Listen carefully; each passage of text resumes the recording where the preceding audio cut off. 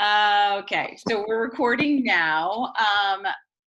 So I felt that these 3 chapters were pretty juicy, where they had a ton of information and really nice practical application. So let's start with chapter 9, was how to train phonological awareness. This is where they talked about direct teaching, the 1-minute activities, and incidental teaching.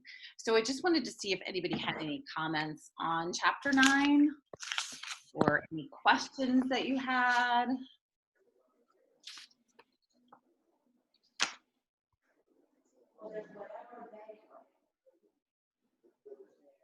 So I can start with a question. Can you hear me? Yes, I can hear you. I really liked the idea of getting it into common practice, like making it a habit. So if we started practicing like just around the house, like pretending that we're teaching our class, if we get comfortable with it, then it can become very automatic to do multiple times throughout the day. I really like the transition, like the punctuality of like, we're leaving for this, we're leaving for or we're staying here for this, but we're transitioning. But just, I think I want to start practicing it out loud so that I become more comfortable. Yeah, I've been driving my own children crazy, like around the house and asking them weird questions, and they're like, "What?" Yeah, my kids are loving it. They're like, "Let's do that other one again." I'm like, "Okay." Yeah. My high school boys are not going to entertain that. I was curious who was practicing with their own children. I was like, I'm going to give Michael the pass later today, just to see what happens. Well, I was thinking that it being so unfamiliar, it'll take a little bit for me to feel comfortable. And I was just, since I don't have my kids with me, I was just like questioning my cat, and it was an answer. No answers. You're officially a crazy cat lady. Yeah. Exactly. We'll get I'm okay with that. So just to go off of what Lori just said, where do you see you fitting this into your classroom? Like, how would you fit it into your general practice, like every day? Because I was thinking I would do small groups, and then maybe before my reading group and as an ending to my reading group, but then also I really like the whole class transition, maybe even starting it before foundations and then ending it at the end of foundations. Just curious as to what you guys think. Can we do small groups though? Oh yeah, that's right. I know. No, it's like everything that we like know. And I know. So I was in my room yesterday, and like the small group tables, those are gone. The rugs, we have no rugs. There's nowhere to do small groups. Our desks have to stay exactly where they are. So I don't. So I was thinking about this. Unless you're outside, you can maybe do small groups outside somehow. Just gonna say that when you're outside, yeah, maybe. Yep. So although I don't know how you would do that with the kids. At Plymouth, we have 30 locations where we can do outdoor classrooms or something like that. And there's like tree stumps. So I don't know if you would like put them, like 4 in a row that are in one group, 4, and then you would kind of go around. Yeah, move around. Yeah. Yeah. Hi, Tammy. Welcome. Tammy's just coming into our group. So. Hello. Yeah. Teaching behind on the reading. Moved into my new house like a week ago or 2 weeks ago, and we just got service and internet and everything this week. So yeah, your connection's a little shaky. So if you want to ask a question, Tammy, I would just put it down in the chat box. That might be the easiest way for us to get to understand you. But welcome. Okay. Going back to your question though, like I would see for me, I mean, I don't know. Okay, sounds good. About the small groups, I don't know what I will be doing. Obviously, that's my role is going to be working with one-on-one or small groups, but I would envision doing it at the beginning, working on whatever we're working on, and then coming back to it at the end and circling back around to it. There's a couple of spaces throughout the school that I think will be available for small groups. Yeah, I imagine that it'll happen. I just don't know what iteration, and I don't want to email Tanya and like bombard her. So I've just been trying to like, okay, it'll get figured out in a week from today. We'll find out more. So, Right. Right. I know it's all kind of up in the air for the next couple of weeks just to figure that out. I mean, I'm thinking more doing the Lucy Calkins approach to reading groups where they're all sitting doing their own things, but I'm moving around and Yes. hitting each individual student. I don't know if that makes sense. Yep. Yes, 100%. exactly. Yeah. So That's I might be doing one-on-one then with this program. I think I'm only going to have 10 students right now. I don't know what everybody else's numbers look like, but I'm Yes, thinking I'm 10. 10. I don't know what Campton. Campton, in Plymouth, Tanya said not to make our class, like, not to start like putting kids' names down on anything until, what'd she say, the 27th, I think. Okay. I don't know. Yeah, we haven't gotten like our updated lists with like who is chosen remote learning and stuff. So hopefully soon. Yeah. I mean, I envision using this as at transition times, like you said, maybe, you know, at the end of the day before they start art class, you know, places like that for now. I didn't see it as small groups just yet. But I think that also they were saying that the kids need to be familiar with the language. So that's important.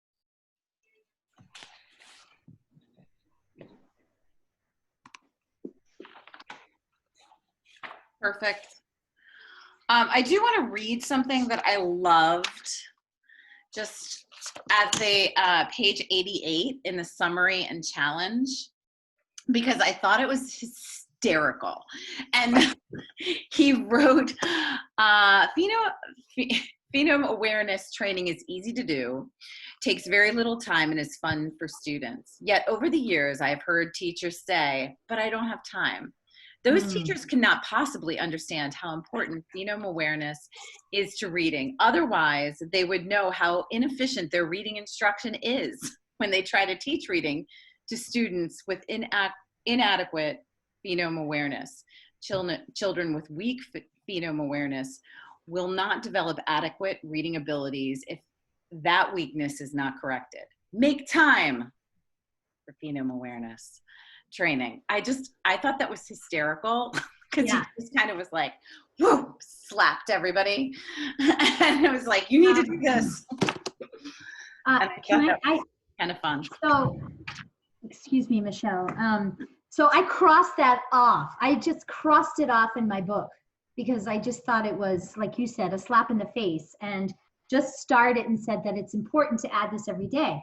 I do know, just over the years of observation, that I see Anne Murphy traveling through the hall, finding time to practice these practices. And so actually publishing that statement about not finding time is so false. So anyhow, random, but I crossed it off in my book because I just thought it was absurd. That's so funny. I started. I thought it was hilarious. So I thought it was, because a lot of people do say that they don't have time, but this is actually why I picked this book, because of the 1-minute activities that you can do super quick. Right. And putting it in, kind of getting into our day. So some of these came up as the next chapter, which was chapter 10, was how to use the 1-minute activities. And it went through like explaining how to go for each level. 1-minute activities should be done in 1 minute or less, which is super helpful. But I also did like the optional level N that was in there that talked about those students that are above, reading way above grade level, which I thought was cool to do some word work with them. I liked that differentiation that was in there. Did anyone else have anything that they wanted to comment on chapter 10?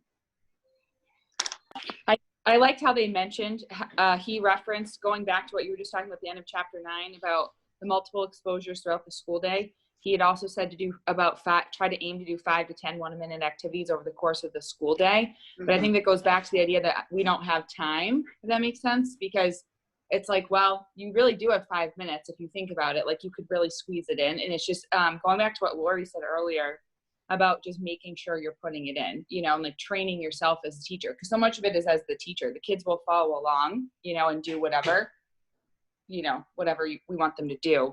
So I think that was just a thing that I noted down that was important. I really think these 1-minute activities are so important because you have children who are reading above grade level. They're comprehending really well, but they may have very poor phonemic awareness and they're mispronouncing many words. And if they had these skills, it would really help. So I love these 1-minute activities because I see it carry over to writing. Children who are up here reading, but writing, you know, you would think it would be there. They've seen the print so much. They're reading beautifully. And I know developmentally they may be young, but I'm speaking for older children too when I look at my own grandkids and they're reading and they're writing. I'm applying this to my grandkids as well, and I can see the need for it. I think it's great. Yeah, and using the 1-minute activities with my own kids, it took, like we did a couple and they were like, what? And the 4th or 5th time they were like, oh, this is fun. Like they got it, they understood the language and what we were doing. And so I could see it being like just creating that routine in the day, you know, during all those transitions. And you can easily just sort of like have 1 page a day and do 8 of them, you know, and then turn the page the next day. We're going to have kids in line washing their hands. I can think of all kinds of transition times right now where you might be able to use some of these strategies. Yeah, that's a really good idea. Because just pulling out the paper towels takes so long. We have terrible paper towel dispensers. Walking in and out their classrooms. Yeah. I did like how the book mentioned when you're working with a whole group, how if you just pick one student, you want the one student to answer, but then you want the entire class to repeat it so that everybody's getting it, not just that one student, because they're repeating that. And what I thought might be interesting is, where do you think that you would start if you were doing whole class? Like, would you kind of pick a level in the middle, kind of go with, just curious what you guys thought. I think it depends on your grade level. Like if I was teaching kindergarten, I might start with some simple rhyming. Right. Give me a word that rhymes with. And then move on to just like the things that he says are really important, like the segmentation or the manipulation, depending what grade level you're at. Something that's sort of in your grade level that you think the majority would be ready for, so that the kids that maybe aren't ready for it are at least hearing it. That's what I was thinking too. Even if you're doing something different with them on an individual level, something that's more middle of the road for your grade level. Try to align it with foundations. Right. Yep. Okay. You know, thinking about our first graders coming in, they're going to be coming in missing half of that kindergarten. You know what I mean? Like, it's so tricky. So we don't really even know where they're going to be coming in.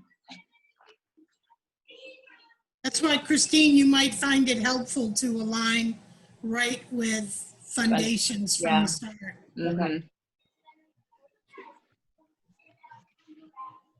Okay, I'm trying to be mindful of time.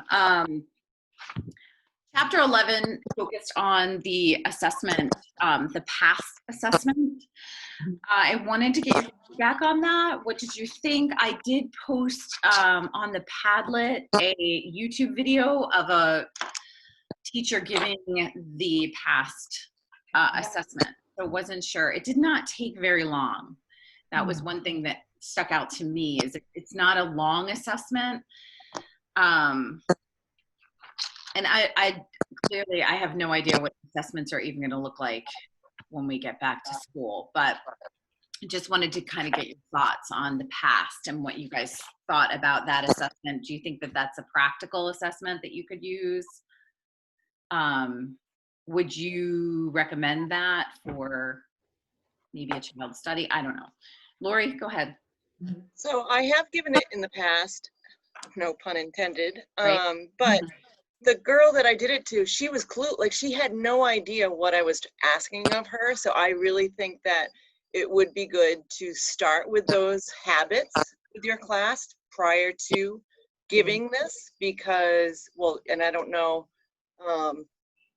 I would say that the kids need to have some reference of how to approach it before you even pretend to sit down with a one-on-one scenario, because she was just like so frustrated with, what are you asking me? Because it wasn't something she was familiar with. Now this is upper level when they haven't been exposed to this stuff for a long time. But I just feel like I wanted to practice it out loud for myself to get more comfortable with the testing. And, you know, I think I will do it with my high school boy, but it's just to kind of get comfortable with presenting it so that they're not like, what are you trying to do, you know? But I think it's just important. I had suggested maybe even one-on-one practicing with you guys. Like maybe we could, hey, you know, Charlene, you have 5 minutes, let's do this, you know? Just because it's kind of new to us.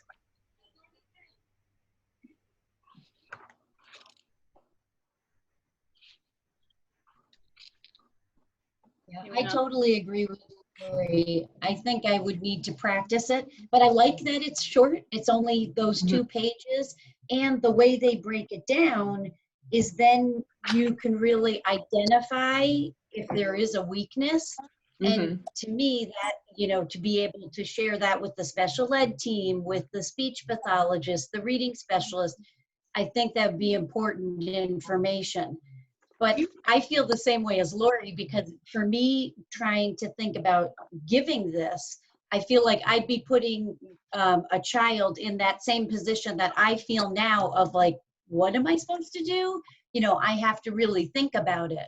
So I think there needs to be a little bit of teaching before you would be administering this screening test. Oh, yeah. I did notice, though, it says that it really doesn't want you to teach before giving it. Did anyone read that, or am I making that I did. up? Because you want more of an authentic representation of what they can do. Right. So if I they think it said that can't do somewhere. it, or if they're reaching that level of frustration, then that's what you know you need to work on. Correct? Am I correct on that? Right.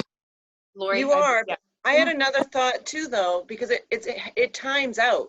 And so I kept on thinking about the kids that are slow processing. Right. You know, like that kid that I had, like she didn't even know what I was asking. Then you can redo it and give them another 5-second count. But I was just kept on thinking, this isn't going to work for the kids that have that, you know, anxiousness in the processing. Like it's not going to be accurate in my mind unless they get some coaching. And I get you're not supposed to teach the test, but they don't even know what you're asking them to do. How are they going to present what they do know? You know what I mean? It was a conflict for me for those kids that I work with. I believe, Lori, I think that if I remember correctly, I don't think the C-top, have you ever done the C-top? I don't think it's timed. I've done it before. I don't remember if it's timed. I can't remember right now, to be completely honest with you, but I believe it's not timed because he had mentioned the C-top. And I thought it was interesting. He was talking about like the results, but he said that typically the past is more consistent, I think, with a student's reading skill level. But I thought it was, but that I believe is not timed, if I remember correctly. So that could be something. It's a similar goal in administering it. I've seen the results of it, but I've never administered it. Annie Doyle's done it for us in the past. Yeah, it's easy to administer. Yeah. Oh, sorry, Sarah, go ahead. Oh, no. No, I was gonna just say I noted down though that I was thinking about it'd be interesting to talk about it in like the K2 team, because he did also mention in the book that to use the past as a whole class screening for K-2. I don't remember where that, I didn't note the page number down for that. It probably was toward the beginning somewhere of chapter 11, but I thought that that would be something just maybe we could talk about at some point. Oh, page Are you 93. talking about a whole class, like doing it as a whole group, or? Yeah. Since as part of a whole class screening in K2 or as a formal reading assessment. What did Karen just, Karen just wrote something. I'd love the reading specialist to give it a try. Yeah. Yes, I could. That could be something I could totally do. Yeah, and that's what I was going to ask. Would this be something that you would do with your whole class, or would you just? It's said in the whole your class two- screening in K-2, but I think I could see it being something that I would be the one actually administering. If that makes sense. I don't know.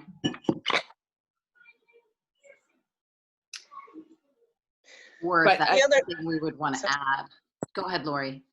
Just the other thing that came to mind is the working memory. The kids aren't even really remembering what you just asked them to do, and then you switch gears so quickly. You have to do 2 consecutive before you move on to the next level, and changing it up like that. I just felt like it's just going to be difficult for those kids that can't retain it in their head of what did she just ask me to do? What was the word? Mm-hmm. Gosh. Could be. They did mention, Lori, that kids with working memory problems sometimes use the previous word.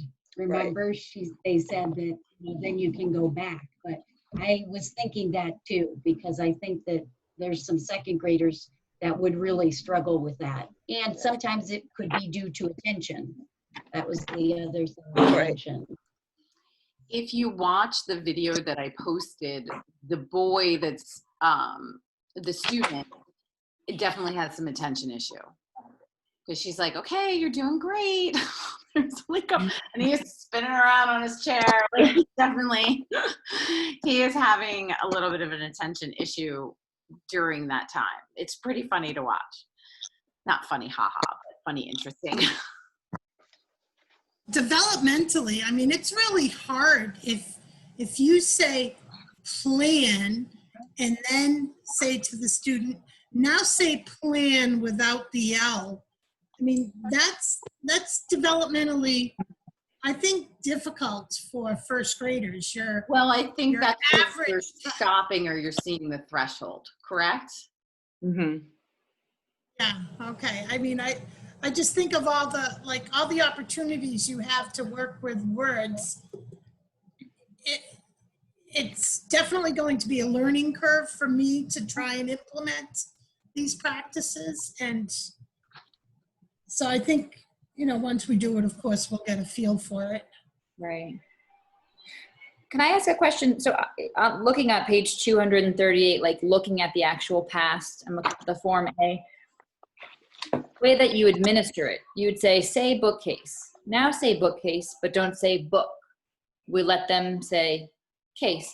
Then you say out loud to them, good. If you say bookcase without saying book, you get case. You say that back to them. See where it says feedback? Yeah. Or do you say that first? That way they understand what it is they're doing. No, they don't want you to do that. Okay.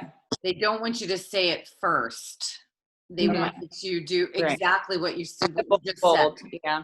Okay. That's what I thought. I just wanted to make sure. Or you could say, nice job, you did that correctly. Like for each one. I actually think that typically you're not supposed to say, if I remember correctly, you're not supposed to say good job. You just go to the next one. That's what they told me. Some of my I thought you classes. could say that's correct. Only because if they keep getting them wrong, the kid might get stressed or overwhelmed. So my professors always said, don't say anything, just keep going. Okay. Like next one, then you go next one. Say sunset. Now say sunset, but don't say whatever sun. They may have said differently. I don't remember that so part. on page 96, providing feedback. Did you say that? A unique feature of the past is that students receive corrective feedback for each incorrect item. Well, that's incorrect, but Yeah, they just told us don't say good job just in case that, like, you know what I mean? Because we respond as human beings to like, oh, good job. Yeah. So I don't know. I was like that makes sense. trained not to say that during testing. No, that you're If absolutely. I'm gonna be, yeah, I don't know. No, I think You that's pat them on the back? Yeah, Can't touch them. No. like you can stay positive. Don't but- touch yeah, it says positive feedback is permitted. Yeah. That's right. Oh, huh. Especially if your child responds Here you tentatively. Yeah. However, yeah, On that page providing 96, feedback. it says, Oh, yeah, "Give let's say that. feedback for every incorrect Mhm. response." That lets them know precisely what you want. I've had a student ask me, blink once if I was right, blink twice if I was wrong. That's funny. I also just wanted to clarify, when Karen was talking about the developmental appropriateness of it, because it's phonemic awareness and not like letter sound, if you were doing like, say, plan, you don't say without the L, you say without the O. Oh, It's Yes. by sound, not by letter name. So I think that it should be easier for kids that don't necessarily know their letters and their sounds. So you're not supposed to say without the letter name, you're supposed to say it without the letter sound. Sound. Yes, Thank you. yeah, that's what makes it phonemic awareness and not a letter sound ID type test. Mhm. Everything's based on sound.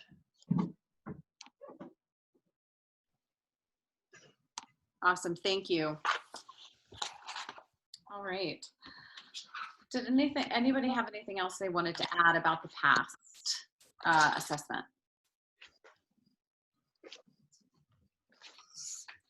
Awesome. Okay. only if my high school boy doesn't let me practice with him. Can somebody let me practice with them a little bit to get comfortable? Borrow my kid. You can practice with me. Thank you. Yeah, you can practice with me, Lori. Don't tell anyone if I do terrible on it. Oh, yeah. No.